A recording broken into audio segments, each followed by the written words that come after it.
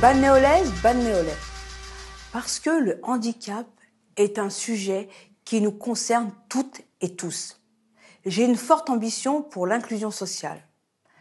L'accès à l'emploi des personnes handicapées sur notre territoire reste une de mes priorités. Nous favoriserons aussi l'aide aux personnes seniors isolées avec le portage des repas et d'aide à domicile aux personnes âgées. Notre pacte pour une égalité de soins pour tous s'inscrit dans notre volonté d'une justice sociale effective et réelle. Le bagne de demain que nous voulons porter avec vous s'inscrit dans une stratégie médicale audacieuse, l'équité dans l'offre de soins et une offre de soins de qualité. Un bagne attractif, c'est aussi permettre à tous les balnéolaises et balnéolais de se soigner dans des délais raisonnables, de manière équitable. C'est cela aussi le pacte social que je veux promouvoir.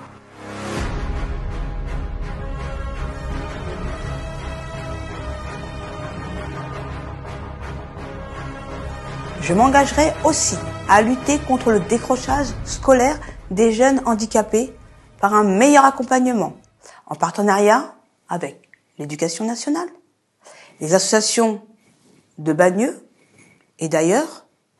Le CAP emploie les missions locales en amont, les organismes publics et privés en aval, qui permettra ainsi de prévenir et récupérer les jeunes en situation de fragilité et d'échec scolaire.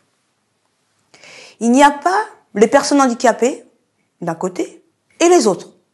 Chacun doit avoir sa place dignement dans sa vie professionnelle et personnelle.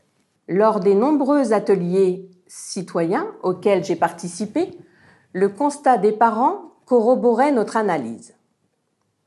La municipalité n'a pas pris la mesure du fort besoin des familles en nombre de berceaux. En 6 ans, la municipalité n'a créé que 112 places nettes. Cela reste largement insuffisant au regard de notre population, qui atteint près de 41 000 habitants. Par ailleurs, il existe une absence de transparence dans les règles d'attribution des places de crèche. Vous l'avez compris, ce plan local de la petite enfance se veut volontariste et nécessaire. Cela est indispensable car notre mixité sociale débute dès le plus jeune âge et chaque parent doit avoir le droit de trouver équitablement une place en crèche. On ne peut continuer sur ce chemin de l'injustice sociale, car cela ne fait que fracturer notre société. Ce plan local de la petite enfance sera articulé avec un plan contre le désert médical qui, là aussi, notre ville n'a pas anticipé ce désert médical et il pénalise terriblement nos concitoyens. C'est pourquoi, avec Driss, infirmier, Lotfi, chercheur au CNRS, et Fatima, nous avons élaboré un plan d'action stratégique qui répond aux enjeux de demain. Moi, je considère la lutte contre l'insalubrité comme une nécessité absolue. Il faut une ville propre, bien entretenue, de jour comme de nuit, avec des objectifs concrets et mesurables à atteindre.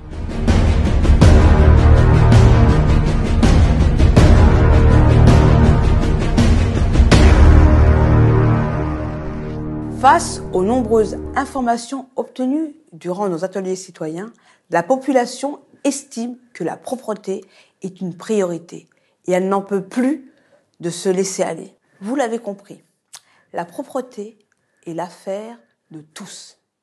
Et nous saurons répondre à cette crise de la propreté par des moyens adéquats et une détermination sans faille. Notre bagneux de demain, c'est aussi rendre notre cadre de vie respirable, propre et agréable. Notre vivre ensemble est le ciment de notre pacte social.